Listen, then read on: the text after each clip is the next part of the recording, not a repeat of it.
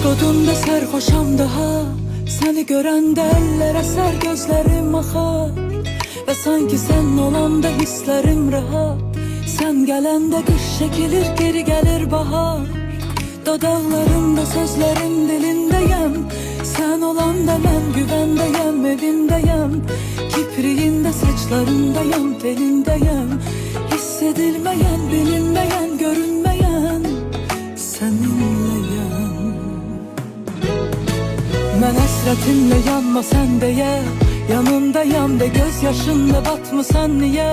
Yanındayam, yarattığın qaranlığındayam, yolundayam, mən hislərimdəyəm, qucaqlasan qolundayam. La istəsən uzaqdayan tamam, sarılmayaq və sınsa qəlbimiz yad olmayaq.